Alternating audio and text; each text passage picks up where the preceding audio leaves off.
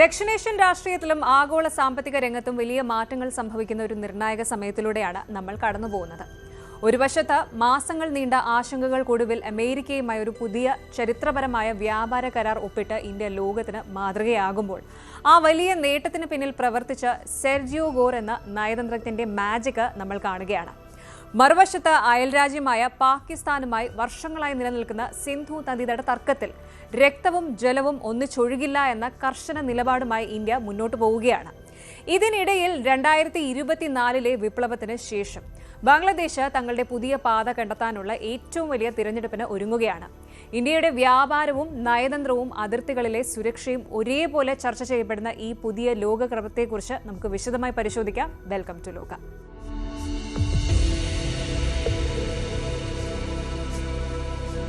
ലോകരാഷ്ട്രീയത്തിലും സാമ്പത്തിക രംഗത്തും വലിയ ചലനങ്ങൾ സൃഷ്ടിച്ചുകൊണ്ട് ഇന്ത്യയും അമേരിക്കയും തമ്മിലുള്ള ആ ഒരു കെമിസ്ട്രി വീണ്ടും ലോകത്തിന് മുന്നിൽ തെളിയിക്കപ്പെട്ടിരിക്കുകയാണ്.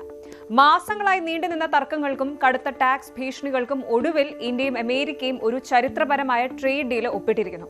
വെറുമൊരു വ്യാപാര കരാർ എന്നതിലുപരി വരും ദശകങ്ങളിൽ ലോകക്രമത്തെ തന്നെ മാറ്റിമറിക്കാൻ പോകുന്ന ഒന്നാണിത്.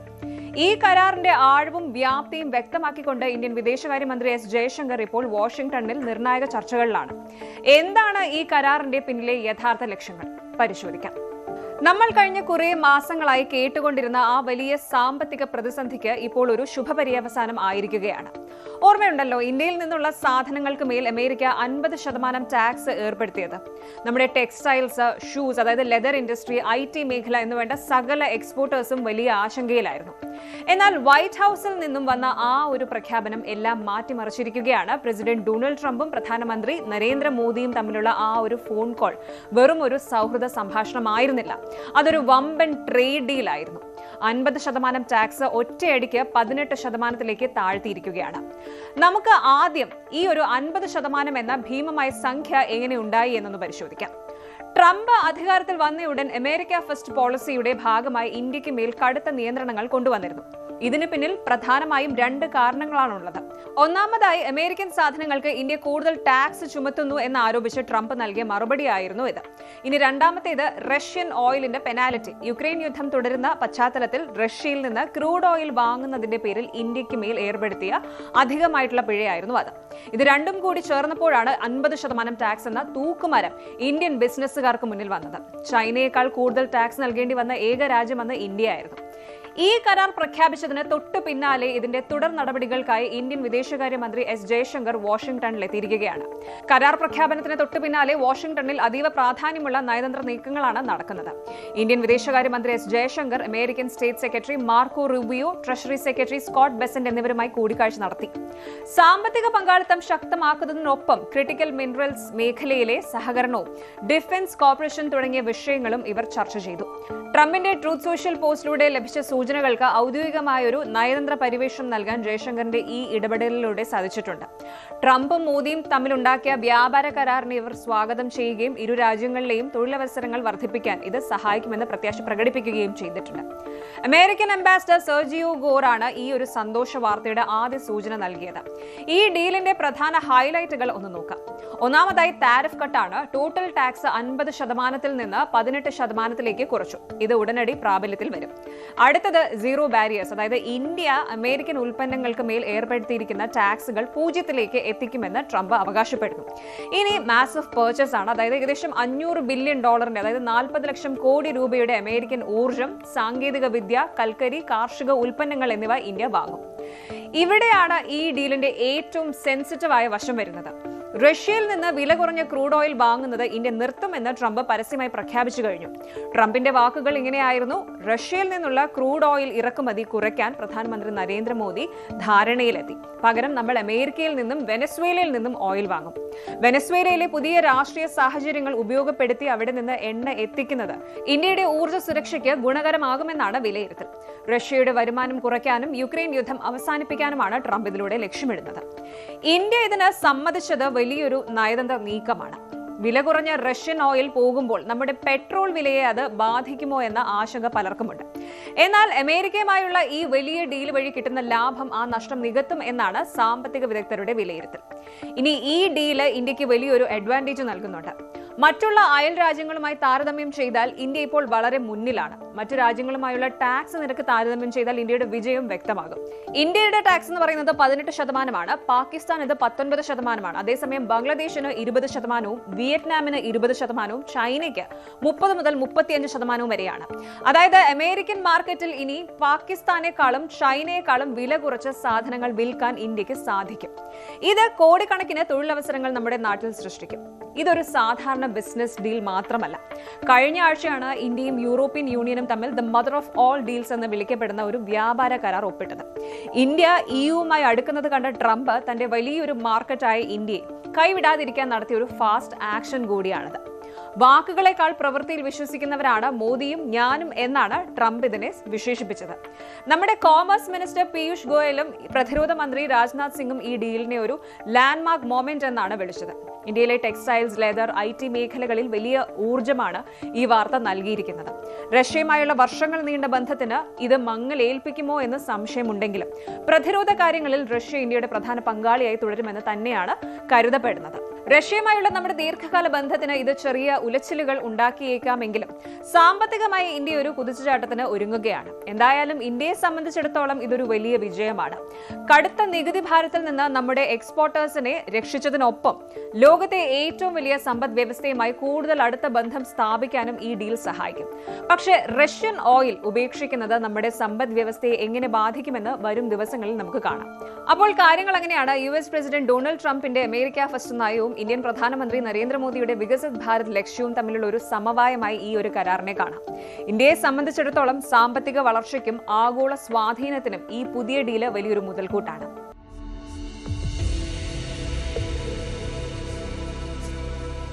ഇന്ത്യയുടെ ക്ഷമയെ പാകിസ്ഥാൻ ഒരിക്കൽ കൂടി പരീക്ഷിച്ചിരിക്കുകയാണ്. പക്ഷേ ഇത്തവണ കളി മാറിയിരിക്കുന്നു. പതിറ്റാണ്ടുകളായി നമ്മൾ കാത്തുസൂക്ഷിച്ച സിന്ധു നദീതട ഉടമ്പടി ഇന്നൊരു മരണമൊഴിക്ക് കാത്തിരിക്കുകയാണ്. പാകിസ്ഥാന്റെ ചതിക്കുഴികൾക്ക് കൂട്ടുനിന്ന അന്താരാഷ്ട്ര കോടതിയെ മുഖവിലേക്ക് എടുക്കില്ല എന്ന് ഇന്ത്യ പ്രഖ്യാപിക്കുമ്പോൾ അത് വെറും ഒരു പ്രതിഷേധമല്ല, മറിച്ചൊരു പുതിയ യുദ്ധത്തിന്റെ തുടക്കമാണ്, ജലയുദ്ധം. സിന്ധു നദിയിലെ വെള്ളം ചോരയായി മാറുമെന്ന് പ്രധാനമന്ത്രി നരേന്ദ്രമോദി പണ്ട് പറഞ്ഞത് ഇന്ന് യാഥാർത്ഥ്യത്തിലേക്ക് അടുക്കുകയാണ്. ലോകബാങ്കിനെയും അന്താരാഷ്ട്ര നിയമങ്ങളെയും വെല്ലുവിളിച്ചുകൊണ്ട് ഇന്ത്യ എടുത്ത കടുത്ത തീരുമാനത്തിന് പിന്നിലെ രഹസ്യം എന്താണ്? പാകിസ്ഥാൻ വിറയ്ക്കുന്ന പുതിയ ഇന്ത്യൻ നയം പരിശോധിക്കാം നമുക്ക്. ഇന്ത്യയുടെ ഭൂപടത്തിൽ സിന്ധു നദി വെറും ഒരു ജലസ്രോതസ്സല്ല, അത് നമ്മുടെ അതിജീവനത്തിന്റെ അടയാളം കൂടിയാണ്. എന്നാൽ കഴിഞ്ഞ 65 വർഷമായി ഇന്ത്യ കാത്തു സൂക്ഷിച്ച ഒരു അന്താരാഷ്ട്ര ഉടമ്പടി ഇപ്പോൾ തകർച്ചയുടെ വക്കിലാണ്. പാകിസ്ഥാൻ അന്താരാഷ്ട്ര കോടതികളെ കൂട്ടുപിടിച്ച് ഇന്ത്യയെ കൊടുക്കാൻ നോക്കിയപ്പോൾ ഈ കോടതി തന്നെ നിയമവിരുദ്ധമാണ് എന്ന് പറഞ്ഞ് ഇന്ത്യ ഇത് തള്ളിക്കളയുകയാണ്. സിന്ധു നദീതട ഉടമ്പടിയിൽ ഇന്ത്യ സ്വീകരിച്ചു വരുന്ന ഈ ഒരു വിട്ടുവീഴ്ചയില്ലാത്ത നിലപാട് പാകിസ്ഥാനെ മാത്രമല്ല ലോകബാങ്കിനെയും അന്താരാഷ്ട്ര സമൂഹത്തെയും ഒരുപോലെ ഞെട്ടിച്ചിരിക്കുകയാണ്. എന്താണ് കിഷൻഗംഗ പദ്ധതിയിൽ സംഭവിക്കുന്നത്? ഇന്ത്യയുടെ ഈ പുതിയ വാട്ടർ പോളിസി പാകിസ്ഥാനെ എങ്ങനെ ബാധിക്കും? പരിശോധിക്കാം. 1960-ലാണ് ഇന്ത്യയും പാകിസ്ഥാനും സിന്ധു നദീതട ഉടമ്പടിയിൽ ഒപ്പിടുന്നത്. ലോകത്തിലെ തന്നെ ഏറ്റവും ഉദാരമായ ജലകരാറുകളിൽ ഒന്നാണിത്. കരാർ പ്രകാരം കിഴക്കൻ നദികളായ ബിയാസ്, രവി, സത്ലജ് എന്നിവയുടെ പൂർണ്ണ നിയന്ത്രണം ഇന്ത്യക്കാണ്. എന്നാൽ പടിഞ്ഞാറൻ നദികളായ സിന്ധു, ഝലം, ചെനാബ് എന്നിവയുടെ 80% ജലവും പാകിസ്ഥാനാണ് നൽകുന്നത്. പക്ഷേ ഈ ഉടമ്പടിയിൽ ഒരു നിബന്ധനയുണ്ട്. ഈ പടിഞ്ഞാറൻ നദികളിൽ നിന്ന് ജലം തടഞ്ഞു നിർത്താതെ വൈദ്യുതി ഉൽപ്പാദിപ്പിക്കാൻ ഇന്ത്യക്ക് അവകാശമുണ്ട്. ഈ അവകാശം ഉപയോഗിച്ചാണ് ജമ്മു കാശ്മീരിൽ ഇന്ത്യ 330 മെഗാവാട്ടിന്റെ കിഷൻഗംഗ, 850 മെഗാവാട്ടിന്റെ റാറ്റൽ എന്നീ ജലവൈദ്യുത പദ്ധതികൾ തുടങ്ങിയത്. എന്നാൽ ഇത് തുടങ്ങിയ കാലം മുതൽ പാകിസ്ഥാൻ തടസ്സവാദങ്ങളുമായി രംഗത്തുണ്ട്. ജലം കുറയുമെന്ന പാകിസ്ഥാന്റെ വാദം സാങ്കേതികമായി തെറ്റാണെന്ന് വിദഗ്ധർ പറഞ്ഞിട്ടും അവർ പിന്മാറാൻ തയ്യാറല്ല. ഇവിടെയാണ് പാകിസ്ഥാൻ ഒരു തന്ത്രം ഉപയോഗിച്ചത്. സാധാരണഗതിയിൽ തർക്കമുണ്ടായാൽ ഒരു നിഷ്പക്ഷ വിദഗ്ധനെ നിയമിക്കുകയാണ് വേണ്ടത്. ഇന്ത്യ അതിന് തയ്യാറായിരുന്നു. എന്നാൽ പാകിസ്ഥാൻ ഒരേ സമയം ഹേഗിലെ അന്താരാഷ്ട്ര ആർബിട്രേഷൻ കോടതിയെയും സമീപിച്ചു. ഒരേ വിഷയത്തിൽ 2 വ്യത്യസ്ത വേദികൾ ഒരേ സമയം വിധി പറയുന്നത് അന്താരാഷ്ട്ര നിയമങ്ങൾക്ക് വിരുദ്ധമാണെന്ന് ഇന്ത്യ വാദിച്ചു. എന്നാൽ ലോകബാങ്ക് പാകിസ്ഥാന്റെ സമ്മർദ്ദത്തിന് വഴങ്ങി ആർബിട്രേഷൻ നടപടികളുമായി മുന്നോട്ട് പോയി. ഇതിനെയാണ് ഇന്ത്യ ഇപ്പോൾ പരസ്യമായി തള്ളിക്കളഞ്ഞത്. നിയമവിരുദ്ധമായി രൂപീകരിച്ച ഒരു കോടതിയുടെ വിധി അംഗീകരിക്കാൻ ഇന്ത്യക്ക് ബാധ്യതയില്ല എന്ന് വിദേശകാര്യ മന്ത്രാലയം ഔദ്യോഗികമായി പ്രഖ്യാപിച്ചു കഴിഞ്ഞു. ഇന്ത്യയുടെ ഈ നിലപാടിന് പിന്നിൽ വലിയൊരു രാഷ്ട്രീയ മാറ്റമുണ്ട്. വർഷങ്ങളായി പാകിസ്ഥാൻ അതിർത്തി കടന്നുള്ള ഭീകരവാദം തുടരുമ്പോഴും ഇന്ത്യ ജലത്തിന്റെ കാര്യത്തിൽ വലിയ ഉദാരതയാണ് കാണിച്ചിരുന്നത്. എന്നാൽ 2016-ലെ ഉറി ആക്രമണത്തിന് ശേഷം പ്രധാനമന്ത്രി നരേന്ദ്രമോദി നടത്തിയ ആ പ്രസ്താവന രാജ്യം മറന്നിട്ടില്ല. രക്തവും ജലവും ഒരേ സമയം ഒഴുകാൻ കഴിയില്ല. ഭീകരവാദത്തെ പ്രോത്സാഹിപ്പിക്കുന്ന ഒരു രാജ്യത്തോട് ഉടമ്പടിയിലെ മര്യാദ കാണിക്കേണ്ടതില്ല എന്ന വികാരം ഇന്ത്യയിൽ ശക്തമാണ്. അതുകൊണ്ടാണ് കഴിഞ്ഞ വർഷം സിന്ധു നദീതട ഉടമ്പടി പരിഷ്കരണം എന്നാവശ്യപ്പെട്ട് ഇന്ത്യ പാകിസ്ഥാന് നോട്ടീസ് നൽകിയത്. ഉടമ്പടിയിലെ ആർട്ടിക്കിൾ 12(4) പ്രകാരം ഇത് പുനഃപരിശോധിക്കാനുള്ള അവകാശം ഇന്ത്യക്കുണ്ട്. പാകിസ്ഥാന്റെ ഈ സാങ്കേതിക തടസ്സവാദങ്ങൾ ശരിക്കും ബാധിക്കുന്നത് ജമ്മു കാശ്മീരിലെ ജനങ്ങളെയാണ്. അവർക്ക് അർഹതപ്പെട്ട വൈദ്യുതിയും വികസനവും തടയാനാണ് പാകിസ്ഥാൻ ശ്രമിക്കുന്നത്.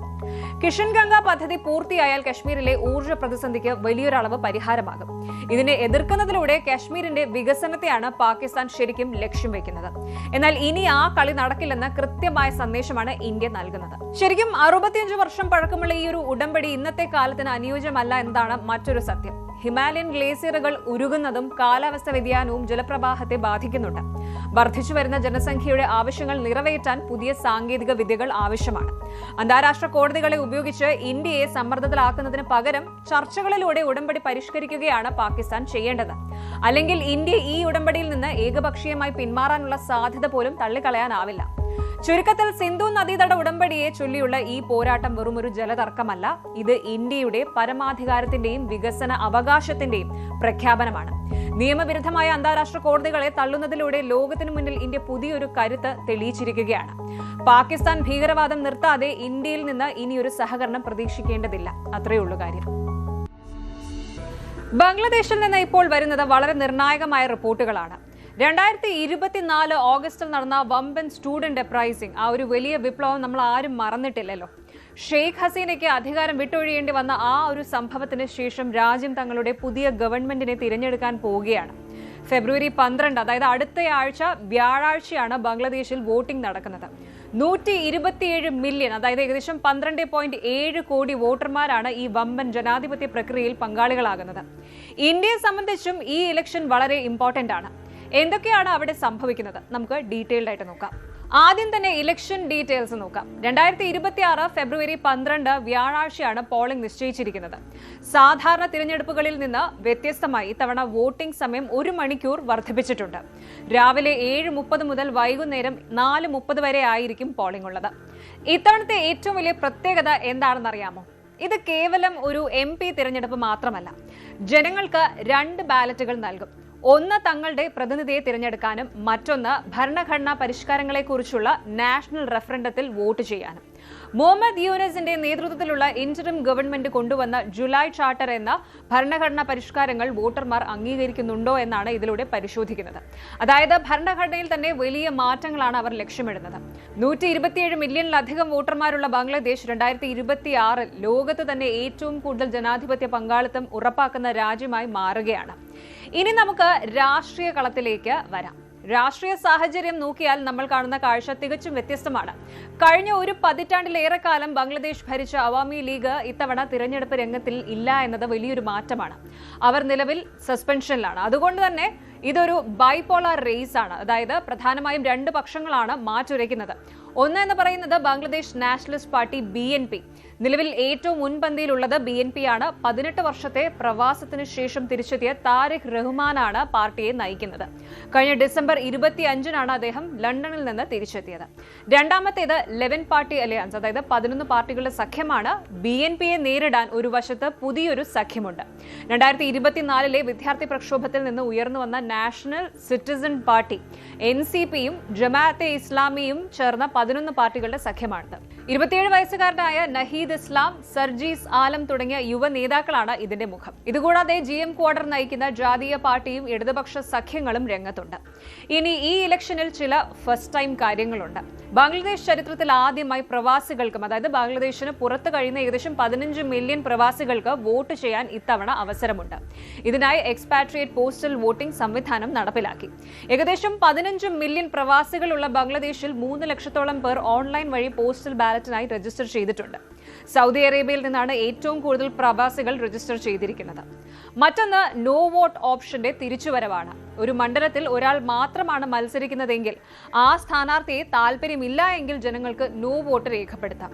ഭൂരിഭാഗം പേരും നോ വോട്ട് ചെയ്താൽ അവിടെ വീണ്ടും തിരഞ്ഞെടുപ്പ് നടത്തേണ്ടി വരും. പരിസ്ഥിതി സൗഹൃദപരമായ ഒരു ഇലക്ഷൻ എന്ന നിലയിൽ പ്ലാസ്റ്റിക് ലാമിനേറ്റഡ് പോസ്റ്ററുകൾക്ക് ഇത്തവണ നിരോധനമുണ്ട്.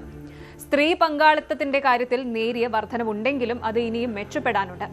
ആകെ 78 വനിതാ സ്ഥാനാർത്ഥികളാണ് 300 സീറ്റുകളിലേക്ക് മത്സരിക്കുന്നത്. ഇത് ആകെ സ്ഥാനാർത്ഥികളുടെ 4%-ത്തിലും താഴെയാണ്. ജനമനസ്സുകളിൽ ഇത്തവണ നിറഞ്ഞു നിൽക്കുന്ന ഒരു പ്രധാന വിഷയമെന്ന് പറയുന്നത് സാമ്പത്തിക അവസ്ഥയാണ്. വിലക്കയറ്റവും തൊഴിലില്ലായ്മയും ജനങ്ങളെ വല്ലാതെ വലയ്ക്കുന്നുണ്ട്. ഇൻഫ്ലേഷൻ കാരണം നിത്യോപയോഗ സാധനങ്ങളുടെ വില ആകാശത്തോളമാണ്. കഴിഞ്ഞ മാസം 151-ാം സ്ഥാനത്തായിരുന്നു ബംഗ്ലാദേശ് കറപ്ഷൻ ഇൻഡെക്സിൽ. യുവാക്കൾക്കിടയിൽ ഏകദേശം 4.5% തൊഴിലില്ലായ്മ നിലനിൽക്കുന്നുണ്ട്. ഇതെല്ലാം വോട്ടിങ്ങിനെ ബാധിക്കുമെന്നാണ് അനലിസ്റ്റുകൾ പറയുന്നത്. ഇനി ഏറ്റവും പുതിയ റിപ്പോർട്ടുകൾ പ്രകാരം ജമാഅത്തെ ഇസ്ലാമിയുടെ ഷേർപൂർ 3 മണ്ഡലത്തിലെ സ്ഥാനാർത്ഥി നൂറുസ്മാൻ ബാദൽ ഇന്ന് പുലർച്ചെ അന്തരിച്ചു. ഇതോടെ നിയോജക മണ്ഡലത്തിലേക്കുള്ള തിരഞ്ഞെടുപ്പ് താൽക്കാലികമായി മാറ്റിവെച്ചിരിക്കുകയാണ്. അതേസമയം ഇന്ത്യയിൽ കഴിയുന്ന ഷെയ്ഖ് ഹസീന ഈ ഇലക്ഷനെ തള്ളിക്കളഞ്ഞിരിക്കുകയാണ്. ഈ ഇലക്ഷൻ ബംഗ്ലാദേശിനെ കൂടുതൽ വിഭാഗീയതയിലേക്ക് നയിക്കുമെന്നാണ് അവർ ഇമെയിൽ വഴി പ്രതികരിച്ചത്. എന്നാൽ ഈ തിരഞ്ഞെടുപ്പ് ഫ്രീ ആൻഡ് ഫയർ ആയിരിക്കും ാണ് മുഹമ്മദ് യൂനസ് ഉറപ്പ് നൽകുന്നത്. എന്തായാലും ആരായിരിക്കും ബംഗ്ലാദേശിനെ പുതിയ കാലത്തേക്ക് നയിക്കുക എന്നത് ഫെബ്രുവരി 12-ന് വൈകുന്നേരത്തോടെ അറിയാൻ സാധിക്കും. ബംഗ്ലാദേശിലെ ഈ വമ്പൻ തിരഞ്ഞെടുപ്പ് ഇന്ത്യയെ സംബന്ധിച്ചും വളരെ നിർണായകമാണ്. പുതിയ ഗവൺമെന്റ് ഇന്ത്യയുമായുള്ള ബന്ധം എങ്ങനെയായിരിക്കും കൊണ്ടുപോകുന്നത് എന്നത് കാത്തിരുന്ന് തന്നെ കാണണം. ബംഗ്ലാദേശിലെ ഈ വൻ തെരഞ്ഞെടുപ്പ് ദക്ഷിണേഷ്യൻ രാഷ്ട്രീയത്തെ മൊത്തത്തിൽ ബാധിക്കുന്ന ഒന്നാണ്. സമാധാനപരമായ ഒരു തെരഞ്ഞെടുപ്പും സുതാര്യമായ വോട്ടെണ്ണലും നടന്നാൽ അത് ബംഗ്ലാദേശിന്റെ ജനാധിപത്യ സ്ഥാപനങ്ങളെ കൂടുതൽ കരുത്തുറ്റതാകും. ഇന്ത്യ അടക്കമുള്ള രാജ്യങ്ങളിൽ നിന്നുള്ള നിരീക്ഷകർ വോട്ടിംഗ് നിരീക്ഷിക്കാൻ അവിടെ ഉണ്ടാകും.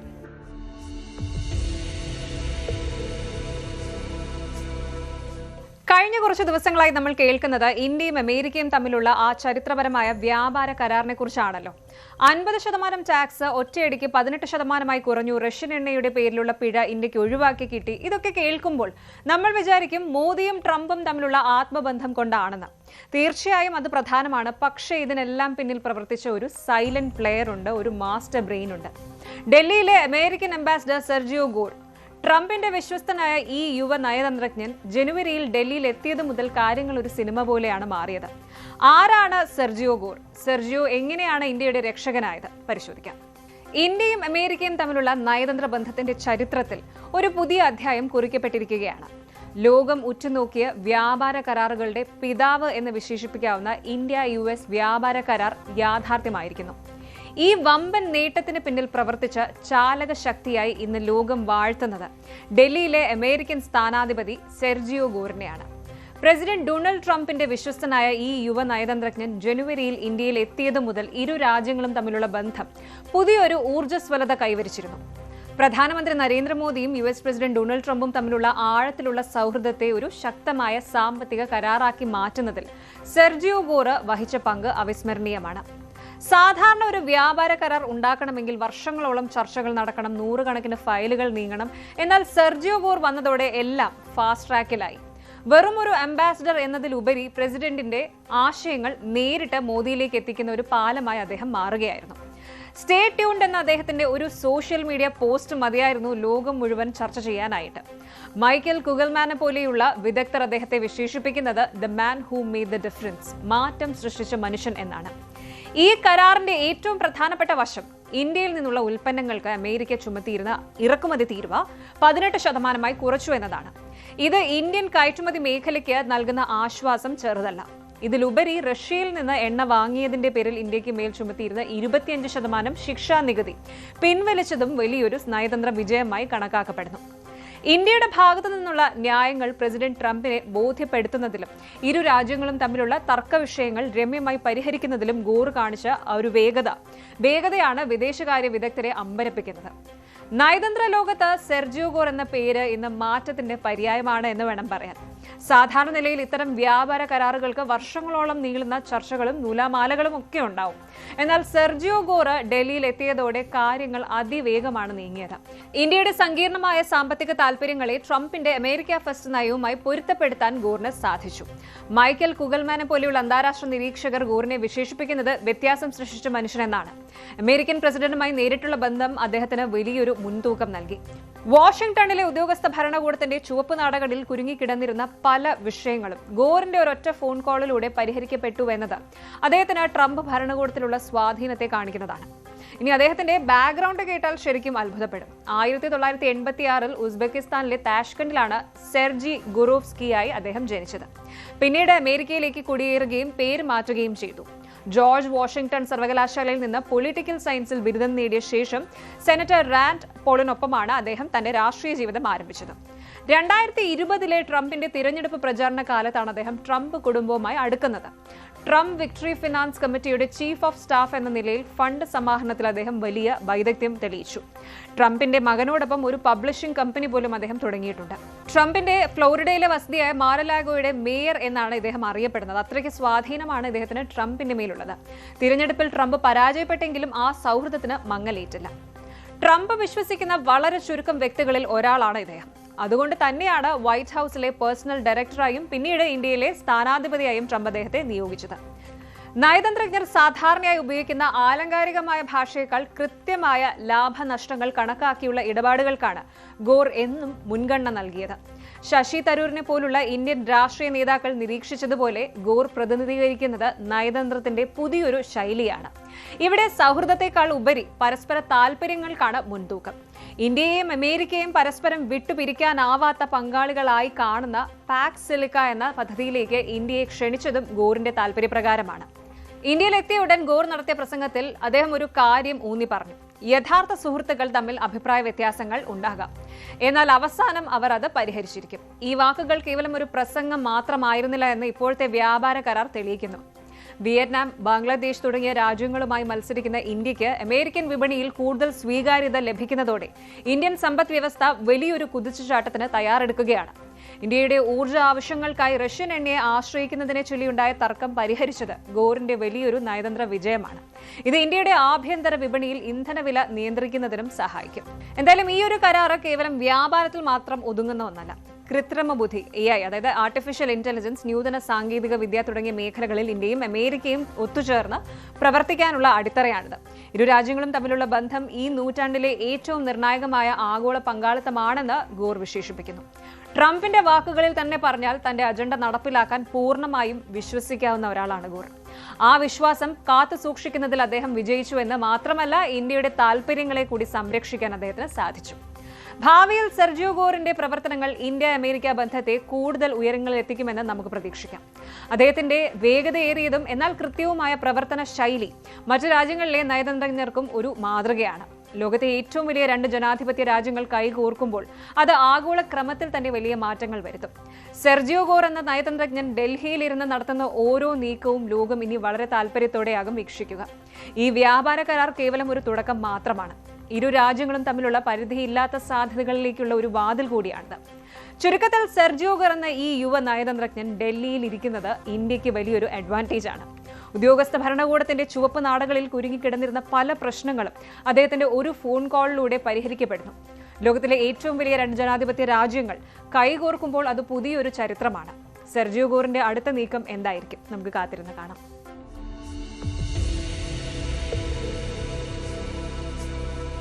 ഇനി ഗൾഫ് മേഖലയിലെ ഇന്നത്തെ പ്രധാന വിശേഷങ്ങൾ അറിയാം. UAE-യിലെ ഭരണപരമായ പരിഷ്കാരങ്ങൾ മുതൽ സൗദിയിലെ കായിക വിശേഷങ്ങൾ വരെ നീളുന്ന പ്രധാന വാർത്തകൾ നോക്കാം.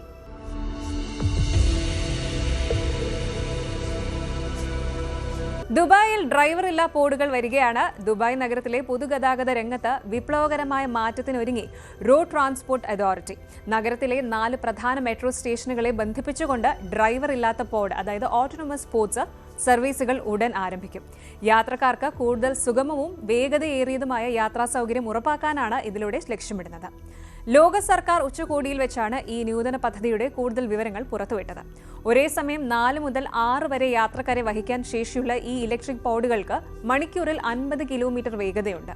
ഒരു തവണ ചാർജ് ചെയ്താൽ 250 കിലോമീറ്റർ വരെ ഇവ സഞ്ചരിക്കും. മെട്രോ സ്റ്റേഷനുകളിൽ നിന്നുള്ള ലാസ്റ്റ് മൈൽ കണക്ടിവിറ്റിക്ക് ഇത് വലിയ പരിഹാരമാകും. ലോക സർക്കാർ ഉച്ചകോടിക്ക് പ്രൗഢമായ തുടക്കം. ദുബായിൽ നടക്കുന്ന വേൾഡ് ഗവൺമെന്റ് സമ്മിറ്റിന് ആവേശകരമായ തുടക്കം കുറിച്ചു. ഫെബ്രുവരി 3 മുതൽ 5 വരെ നടക്കുന്ന ഉച്ചകോടിയുടെ 2ാം ദിനമായ ഇന്ന് നിർമ്മിത ബുദ്ധി ഭരണ സംവിധാനങ്ങളിൽ എങ്ങനെ മാറ്റം വരുത്തും എന്നതായിരുന്നു മുൻഗണന. UAE വൈസ് പ്രസിഡന്റും ദുബായ് ഭരണാധികാരിയുമായ Sheikh Mohammed bin Rashid Al Maktoum ഉച്ചകോടി സന്ദർശിച്ചു. വിവിധ രാജ്യങ്ങളിൽ നിന്നുള്ള 6000-ലധികം പ്രതിനിധികളാണ് ഭാവി ഭരണക്രമങ്ങളെക്കുറിച്ച് ചർച്ച ചെയ്യാൻ ഇവിടെ ഒത്തുചേരുന്നത്. സൗദിയിൽ 2027 AFC ഏഷ്യൻ കപ്പ് ഒരുക്കങ്ങൾ. കായിക ലോകം കാത്തിരിക്കുന്ന 2027 AFC ഏഷ്യൻ കപ്പിന്റെ ടൂർണമെന്റിനുള്ള ഔദ്യോഗിക ഗ്രൂപ്പ് നറുക്കെടുപ്പ് ഏപ്രിൽ 11 ചരിത്ര പ്രസിദ്ധമായ ദിരിയയിൽ വെച്ച് നടക്കും. ഇത് ഫുട്ബോൾ പ്രേമികൾക്ക് വലിയ ആവേശമാണ് നൽകുന്നത്. ഫുട്ബോൾ ആവേശത്തിലേക്ക് രാജ്യം മാറുന്നതിന്റെ ഭാഗമായി വൻ തയ്യാറെടുപ്പുകളാണ് നടക്കുന്നത്. സൗദി അറേബ്യ ആതിഥേയത്വം വഹിക്കുന്ന AFC ഏഷ്യൻ കപ്പിനായി 3 നഗരങ്ങളിലായി 8 വേദികളാണ് സജ്ജമാകുന്നത്. GCC ഒമാൻ വൈദ്യുതി സംയോജന പദ്ധതി ഉടൻ. ഗൾഫ് രാജ്യങ്ങൾക്കിടയിലെ ഊർജ്ജ സുരക്ഷ ശക്തമാക്കുന്നതിന്റെ ഭാഗമായി GCC ഇന്റർ കണക്ഷൻ പദ്ധതിയിൽ ഒമാനും സജീവമായി പങ്കുചേരുകയാണ്. ഒമാനിലെ കാറ്റാടി വൈദ്യുത പദ്ധതിയായ റിയാദ് 2-ൽ ആദ്യ ടർബൈൻ സ്ഥാപിച്ചു. ഇത് മേഖലയിലെ ഹരിത ഊർജ്ജ സ്വപ്നങ്ങൾക്ക് കരുത്തേകും. UAE-യിലെ അൽ സില സ്റ്റേഷനും ഒമാനിലെ ഇബ്രി സ്റ്റേഷനും തമ്മിൽ 530 കിലോമീറ്റർ നീളുന്ന 400 കിലോ വോൾട്ട് ലൈനുകൾ വഴിയാണ് ബന്ധിപ്പിക്കുന്നത്. പ്രവാസികൾക്ക് ആശ്വാസം, സ്വർണ്ണ നികുതിയിൽ ഇളവ്. ഫെബ്രുവരി 1 പ്രഖ്യാപിച്ച ഇന്ത്യൻ യൂണിയൻ ബജറ്റിലെ നിർദ്ദേശങ്ങൾ ഇന്നു മുതൽ പ്രവാസികൾക്ക് വലിയ ഗുണകരമായി തുടങ്ങിയിരിക്കുകയാണ്. വിദേശത്ത് നിന്ന് മടങ്ങുന്ന പ്രവാസികൾക്ക് തീരുവയില്ലാതെ 40 ഗ്രാം വരെ സ്വർണ്ണാഭരണങ്ങൾ കൊണ്ടുവരാൻ അനുമതി നൽകുന്ന പുതിയ മാറ്റങ്ങൾ പ്രവാസി മലയാളികൾക്ക് വലിയ ആശ്വാസമാകുന്നു. ഇനി മുതൽ വില നോക്കാതെ സ്ത്രീകൾക്ക് 40 ഗ്രാം വരെയും പുരുഷന്മാർക്ക് 20 ഗ്രാം വരെയും സ്വർണ്ണാഭരണങ്ങൾ ഡ്യൂട്ടി ഇല്ലാതെ നാട്ടിലേക്ക് കൊണ്ടുവരാം. ഇത് വിമാനത്താവളങ്ങളിലെ പരിശോധനകൾ എളുപ്പമാക്കും. ഗൾഫ് നാടുകളിൽ നിന്നുള്ള ഇന്നത്തെ വാർത്തകൾ പരിശോധിക്കുമ്പോൾ ഒരു ശുഭകരമായ ചിത്രമാണ് തെളിയുന്നത്. ടെക്നോളജിയിലും അടിസ്ഥാന സൗകര്യ വികസനത്തിലും GCC രാജ്യങ്ങൾ കൈവരിക്കുന്ന കുതിച്ചുചാട്ടം അവിടെയുള്ള ലക്ഷക്കണക്കിന് പ്രവാസികൾക്കും സ്വദേശികൾക്കും പുതിയ തൊഴിലവസരങ്ങളും മെച്ചപ്പെട്ട ജീവിത സാഹചര്യങ്ങളും ഉറപ്പു നൽകുന്നു. പരിസ്ഥിതി സൗഹൃദമായ ഊർജ്ജ പദ്ധതികളും ആഗോള ഉച്ചകോടികളും വഴി ലോകത്തിന്റെ തന്നെ ശ്രദ്ധാകേന്ദ്രമായി ഗൾഫ് മേഖല മാറിക്കഴിഞ്ഞു. വരും ദിവസങ്ങളിലും കൂടുതൽ വികസന വാർത്തകൾ നമ്മെ തേടിയെത്തുമെന്ന് പ്രത്യാശിക്കാം.